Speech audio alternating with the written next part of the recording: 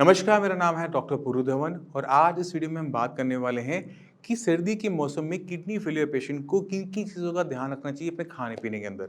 सर्दी के मौसम आते ही हमारा खाना-पीना काफ़ी हद तक बदल जाता है। बहुत सारी चीज़ें ऐसी आ रही होती हैं जिन्हें हमें खाने का मन कर रहा होता है, जैसे साग हो गया, गुड़ हो गया। मगर क्या ये किडनी फेलियर पेशेंट को खाना चाहिए या नहीं खाना चाहिए? वो जानना बहुत ज़्यादा ज़रूरी हो जाता है हर एक किडनी फेलियर पेशेंट के लिए। तो चलिए शुरुआत करते हैं इस वीडियो की और समझने की कोशिश करते हैं कि हमने खाने में क्या बदलाव करने हैं और क्या खाने में बदलाव नहीं करने हैं। जब भी किसी पेशेंट की किडनी खराब होनी शुरू होती है तो किडनी की कम काम करने की वजह से बॉडी में बहुत सारा क्रिएटिनिन, यूरिया इकट्ठा होना शुरू हो जाता है। सिर्फ क्रिएटिनिन, यूरिया के साथ-साथ बॉडी में पोटेशियम जैसी चीज़ें भी इकट्ठी होनी शुरू हो जाती हैं। तो अगर हमारा खाना बदल रहा है, तो खाने के अंदर जो चीज़ें हैं वो भी बदल रही हैं। हमने इसे मैनेज करना है। तो जो चीज़ें हमारी किडनी के लिए या फिर हमारे हार्ट के लिए, बाकी ऑर्गन्स के लिए खतरनाक हो सकती है, उसे हमें डाइट से बाहर करना है। तो सबसे बड़ा बदलाव हम सर्दी के मौसम में क्या देखते हैं कि हरी पत्तेदार सब्जियों की मात्रा मार्केट में बढ़ जाती है। जब मार्केट में ज़्यादा आ रही हैं तो घर पे भी ज़्यादा आती हैं, जैसे मेथी, पालक, सरसों सब सर्दी में ज़्यादा खाने वाली सब्जियां हैं। अब ये जो हरी सब्जियां हैं पत्तेदार, इनको हम कैसे बनाते हैं? मैक्सिमम लोग इसे बनाते हैं साग की तरह कि सरसों का साग बनाया, पालक का साग बनाया। अब जब हम साग बनाते हैं इन पत्तेदार सब्जियों का तो इसके अंदर जो पोटेशियम की मात्रा होती है, जो उसकी कंसंट्रेशन होती है, वो पहले से कई गुना बढ़ जाती है। रीज़न मैं आपको समझाने की कोशिश करता हूँ, उम्मीद करता हूँ कि आप सभी समझ जाएँगे।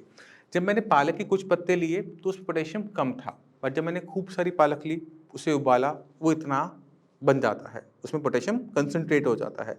और जब हम इसको पका लेते हैं, बना लेते हैं, तो वो इतना सा पालक बन के निकलता है, मतलब अपनी मात्रा का वो काफ़ी हद तक कंडेंस हो जाता है। इस कंडेंसेशन की वजह से क्या होता है कि पोटेशियम का कंसंट्रेशन बहुत ज़्यादा हो जाता है साग के अंदर। तो पालक हो, मेथी हो, बथुआ हो, सबके साथ सेम कहानी है। हमने क्या करना है, हम खा सकते हैं ये सारी सब्जियाँ, बट साग के फॉर्म में नहीं खानी।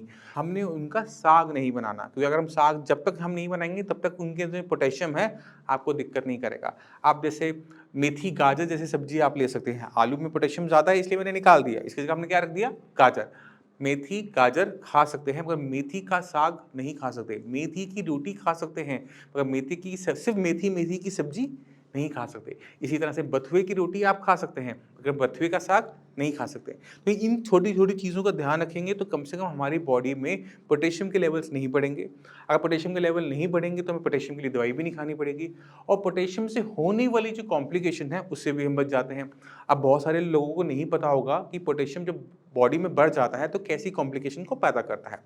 मैं आपको बहुत छोटे में से बता देता हूँ कि पोटेशियम जो है वो हमारी मसल्स को पावर देता है काम करने की। जब इसकी मात्रा बढ़ जाती है, यही पोटेशियम हमारी मांसपेशियों में थकावट पैदा करता है। अब हमारा जो दिल है, जो हर सेकंड धड़कता है और पूरे बॉडी को ब्लड देता है, वो भी मांसपेशी का बना हुआ है। तो अगर पोटेशियम की मात्रा बढ़ेगी, वो थक जाएगा। और अगर उसने काम करना बंद कर दिया तो डेथ हो जाएगी, वो भी सडन।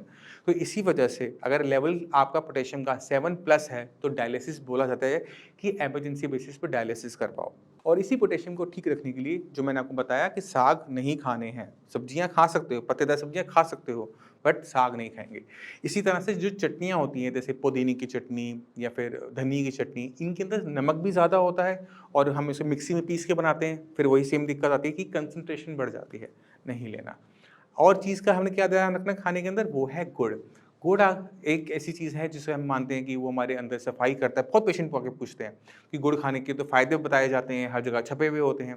गुड़ सबके लिए अच्छा नहीं होता, ये आप जान लीजिए। जो लोग हेल्दी हैं, वो गुड़ खाएँ, कोई दिक्कत नहीं है। मगर गुड़ एक किडनी फेलियर का पेशेंट नहीं खा सकता। रीज़न वही सेम पोटेशियम। अगर आप गुड़ खा रहे हैं तो पोटेशियम की मात्रा बढ़ जाती है ब्लड के अंदर और वो हमारे लिए दिक्कत पैदा करता है। फिर वो यार सवाल आपके माइंड में होगा कि गुड़ में पोटेशियम कहाँ से आ गया?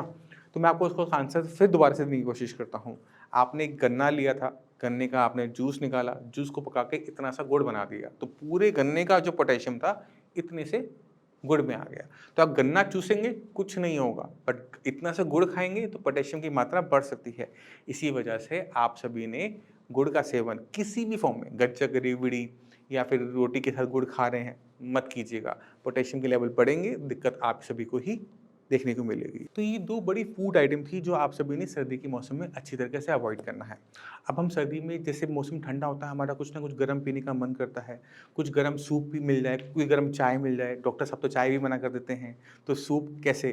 तो सूप ले सकते हैं, हम मिक्स वेजिटेबल का सूप ले सकते हैं। हमने ध्यान क्या रखना है, हमने उसमें कॉर्नफ्लोर नहीं डालना, नमक की मात्रा कम रखनी है और काली मिर्च कम डालिए। उसमें किसी भी टाइप की मिर्चों का प्रयोग ना कीजिए। तो सूप जो है आप उसे टी की तरह यूज़ कर सकते हैं। जब भी आपका मन करे कि आपको कुछ गर्म पीना है तो हम उसका सेवन कर सकते हैं। दूध हम आपको देते ही हैं कि दिन में आपने 1 कप जो दूध पीना है आप उसे गर्म लेंगे तो आपको जो गर्माहट चाहिए शरीर के अंदर वो मिल जाती है। दूसरी जो हम गर्म आइटम यूज़ कर सकते हैं वो है चाय, मगर वो चाय पत्ती से बनी हुई नहीं है, ध्यान रखिएगा। तो चाय जो है हम बना रहे हैं पुदीने से। पुदीने की आपने 1-2 डंडी ली, आपने उसे बॉयल किया तो उसे हम मिंट टी कहते हैं। दिल्ली में बहुत मिलती है, गुड़गाँव में बड़ी महँगी मिलती है। किसी भी रेस्टोरेंट में चले जाओगे तो कॉस्टली है। तो अगर आप वही मिंट टी घर पे बनाते हो 2-4 डंडी लेके पुदीने की, उसमें पोटेशियम की मात्रा नहीं बढ़ेगी, ये पक्का है। और आपको जो गर्माहट चाहिए, वो गर्म पानी अंदर जाता हुआ चाहिए, वो भी आपको राहत में दे देगा ठंड से।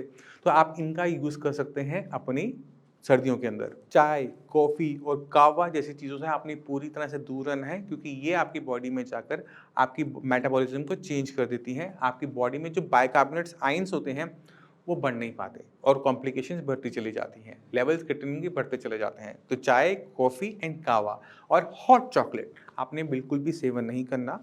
सर्दी के मौसम में हमें नॉन-वेज खाने का बहुत ज़्यादा मन करता है कि थोड़ा-सा चिकन हो जाए, थोड़ा-सा मटन हो जाए, थोड़ी-सी फ़िश हो जाए। तो जितनी भी नॉन-वेज फूड आइटम्स हैं, वो पूरी तरह से मना होती हैं। सिर्फ़ एक एग है, जो भी हम कंडीशनल लेते हैं। यानी अगर आपकी बॉडी में प्रोटीन की मात्रा कम है, तो आप एग्स ले सकते हैं, वो भी डॉक्टर के कहने पर। अपनी मर्ज़ी से बिल्कुल भी नहीं। अगर आपका बॉडी में प्रोटीन की मात्रा सही है, तो आप किसी भी कीमत पर नॉन-वेज आइटम नहीं लेंगे। क्यों नहीं लेंगे? क्योंकि प्रोटीन ज़्यादा आप इनटेक करेंगे, तो क्रिएटिनिन की फॉर्मेशन बॉडी में ज़्यादा होगी और वो रिपोर्टों में भी नज़र आएगी।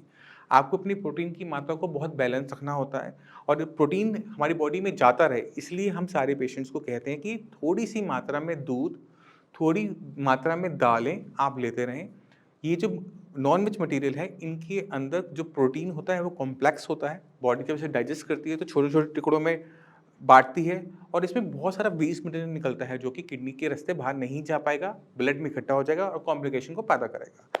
इसी वजह से जितना भी नॉन-वेज फूड आइटम्स हैं, वो पूरी तरह से बंद रहनी चाहिए आप सभी की सर्दियों के अंदर। मैं उम्मीद करता हूँ इस वीडियो से आप काफ़ी कुछ समझ गए कि आपने सर्दियों में किन खास चीज़ों का ध्यान रखना है। फिर भी माइंड में कोई भी डाउट हो, कुछ भी पूछना चाहते हो, क्रिएटिनिन कैसे कम करना है, कैसे हम अपनी कंडीशन को बेटर कर सकते हैं, हमारी डॉक्टर की टीम हमेशा अवेलेबल होती है। आप उनसे बात कर सकते हैं, उनसे पूछ सकते हैं, आपको पूरा रास्ता दिखाएँगे।